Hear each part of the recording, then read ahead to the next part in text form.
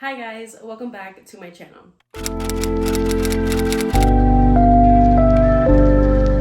So for today's video, I'm going to be doing the rest of my November wrap up. I think I read about 7 to 8 books this month. I read a total of 10 books this month, so let's just jump right into it. First book that I read for the second half of November was Enamored by Gianna darling. Now listen, if you guys remember, I read the first book in July. I checked yesterday and yeah, it was July. So I needed a lot of months to process the first book. No, but not really. It's just that I just never got around to reading the second book. And it's not because I didn't want to, but it's like I had taken time off to process. And then I think I processed for too long. And then it just kind of went on the back burner. And I ended up giving it 5 stars. It's just, I couldn't not give it 5 stars. Like, I love this duet. I think it's just so good. And it is one of the best chapter captresses that I've read. And you know what? Gianna darling can't do no wrong. You guys know how much I love her, and this book did not disappoint. If I had to give it a criticism, it wouldn't even be about the couple in this book. It would be about the main heroine's younger sister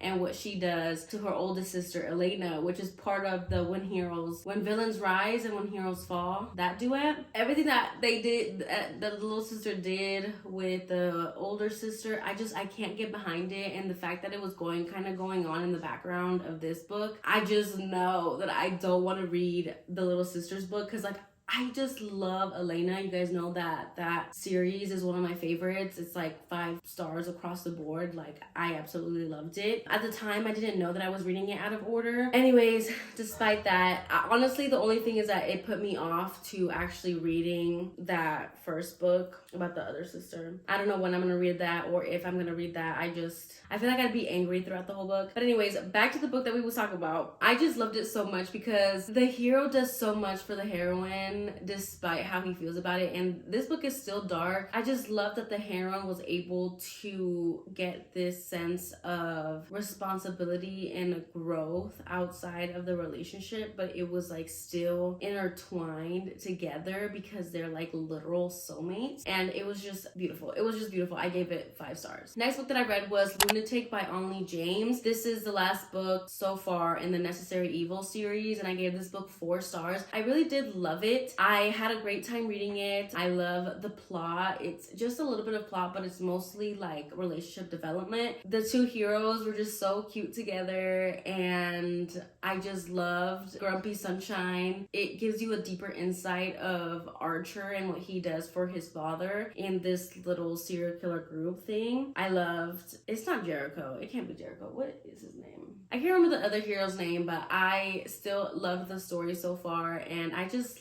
love seeing psychopaths like fall in love without them really knowing what love is, but being super possessive and alpha towards their person. Like I said, it was Grumpy Sunshine, and I live for that, and I gave it 4 stars. Then I ended up reading Don't Hex and Drive by Juliette. This is the second book in this Stay a Spell series. This one is about Devraj and what's her name? Devraj and Isadora. So I kind of went into this book not with high expectations, because this is one of the sisters that you don't really get to see a lot of in the first book. So I didn't really know where it was gonna go, but Isadora is a conduit and Devraj is a vampire, and I was here for it already. I was like, okay, I need me some vampire romance. And this one though is definitely spicier than the first one, and it was just done so well, and it's just perfect paranormal magical romance. And I thought the plot was also interesting as well. It's like they're trying to solve who is stealing these girls to use as like blood bags. You also get to see more relationships and get like more time with the sisters, and like who could the sisters possibly be in a relationship with. And I really loved it. I loved their meet cute, and I thought it was just so good. It's also angsty, and there's this push and pull, and there's this chemistry that you can't help but like swoon over. It was so good. I gave it 4 stars. It wasn't quite a 5-star though, just because it didn't give me that 5-star feeling. And I also thought that the plot or the dilemma in the story is that they just didn't communicate with each other. Like, Devraj was just always like, I'm just gonna prove to her that I'm all in. I'm just gonna prove to her that I'm all in. Like, I don't have to say it. But the thing is that Isadora was waiting for him to say something. Like, she loved his actions, but she was waiting for the confirmation. She thought she was like one-sided in this relationship because she didn't know how Devraj was feeling, because he thought, oh, I can just prove it to her, like I'm not going anywhere. But it's like, can y'all just communicate? So it was still good. I still loved it, but using that as the plot device, it wasn't my favorite, and I thought it could have gone differently, I guess. But I still think that you should read it, and I'm excited for the third book because that one's about another witch and werewolf relationship, and I'm so excited. Next book that I read was For His Pleasure by Kimberly Brown. This was actually recommended to me by the Love Librarian, and I ended up DNFing it. It's just a short novella. I ended up giving it 2 stars because I DNF'd it. It wasn't bad, but it just wasn't for me. I'm trying to pull up my notes. Okay, so I DNF'd it at 38%. The writing was not for me. It was cringy as fuck at some points. For example, and I quote, "Give me that protein," while they are doing the deed. She literally says, "Give me that protein." Let's just let that sink in, okay? Then there's using stirring a bowl of mac and cheese to describe her you-know-what. I can't make this shit up. LOL. That's literally what I wrote. And then last bullet point that I put was, could be for you if you're looking for something filthy and nasty though.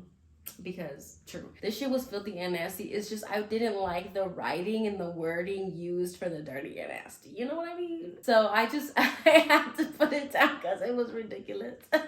Then next book that I picked up after that was Does It Hurt by H.D. Carlton. This was actually a book club pick, which by the way, me and one other person were the only people who liked this book.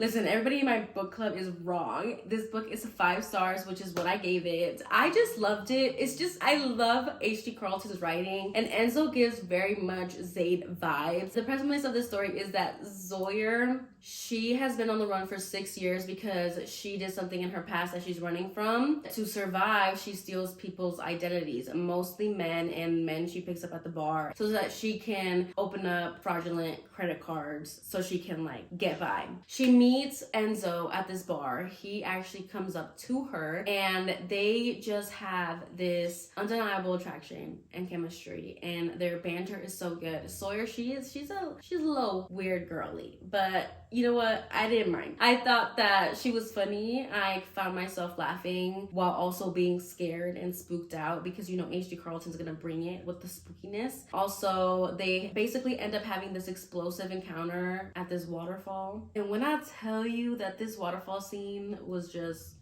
chef's kiss, I'm not lying to you. After that, he is like, I'm taking her home, and they basically spend the whole night together. And when she wakes up in the morning, she ends up stealing his identity and opening a credit card. But then Enzo finds out that she did this, and he is furious and he is hurt and he is just pissed. But when he sees her again, he pretends that he doesn't know that she did what she did, and he takes her out on his boat where they have this encounter with the sharks, because Enzo is a shark genius. He's a shark person. He likes sharks and he likes to learn about them. And he owns his own like shark sanctuary. Anyways, he takes her out this boat. They have this encounter with the sharks, but then he doesn't check the weather and they get caught up in a storm, which then destroys the boat, and they get stranded on this island with this creepy old man that I didn't trust for a second. And yeah, this is the story. It goes on from there. I absolutely loved it. I gave it 5 stars. Like I said, it was spooky, it was scary, it was everything that I needed, and I just loved Enzo and Sawyer's interactions, like learning why he felt so betrayed and him learning why she does the thing that she does. And again, the plot was entertaining. It kept me going, but also the romance was just absolutely amazing, but it was also heartbreaking and devastating trying to see these 2 broken people try to be together. Anyways, that's all I'm gonna say for it, because I do have a reading vlog for it where I do read that book. So I will link that up here in the cards for you guys to click so you guys can go watch. It's a good vlog, so go watch that one. But yeah, I loved it. I gave it 5 stars. Plus the boat was named after me, so I mean, different spelling, but me all the same. Then I read Silent Night by Cassie Mint. I think it had just dropped same day. Gave it 3 stars. I enjoyed it, but it was also a lack of communication trope, and I did think that the heroine blew up at the end for like no reason. It was all right. I gave it 3 stars. I enjoyed it while I was reading it. It's not perfect. I didn't love it. It is what it is. It's a Christmas novella. Definitely read it though, because I feel like, you know, it's entertaining. I'm definitely gonna read the third one and then the fourth one. So, I mean, I enjoyed them enough to continue reading. So, but I also know that I'm a very like average rater with Cassie Mint because I mean it's novellas, but I know some people who rate novellas 4 or 5 stars. So, but I still think you should read it because it just might be perfect for you. Next book that I ended up reading was Twisted Hate by Huang, and I do have the paperback for this one, but I did read it on my Kindle. So with this book, I ended up giving it 5 stars on Goodreads, but it's really a 4.5 just because the ending and what Josh does to Jules is a little bit unforgivable. I feel like there should have been a lot more groveling. I mean, as you can tell, this book is thick, but I feel like she should have maybe taken...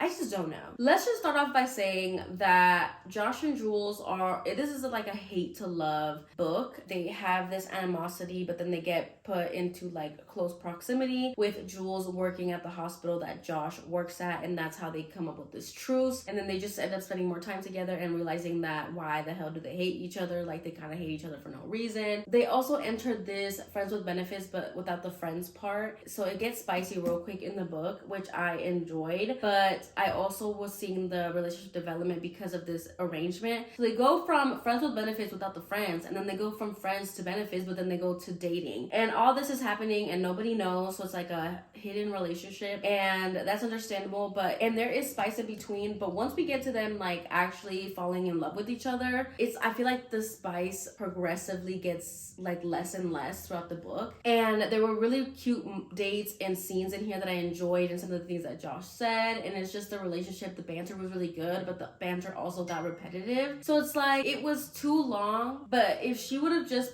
put more groveling, I feel like I could have given it a 5 star. But I don't know. It is my favorite of the series so far. I think this is by far the best Anna Huang writing since I read Twisted Love and Twisted Games. I think with every book that I read, her writing gets better and better. I did actually feel the relationship development in this relationship. I felt the connection, I felt the chemistry, I felt them actually getting to know each other and building off of that. Obviously, Jules has her secrets and why she acts the way she does, and so does Josh. Josh has been through a lot, but stuff goes down, and I didn't like the way that Josh reacted. I thought it was, girl, I was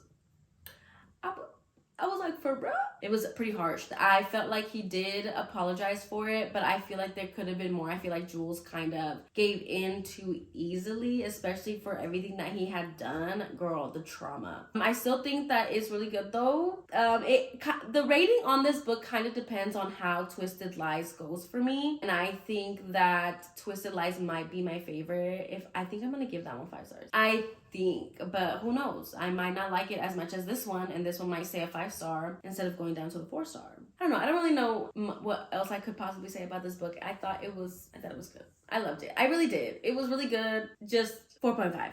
I feel like that whole review with that Twisted Hate was very like on and off. Like, did I really like it or did I not? Don't hold me to it. I rated it at the time that I finished it, so it must be pretty solid. Next, I ended up reading 3 novellas after this book because, like I said, this book was really long and it just took me a minute, and I just kind of wanted some novellas to finish the month off. And I read His Prized Pupil by Jessa Kane. This is the first Jessa Kane novella that I read in a while.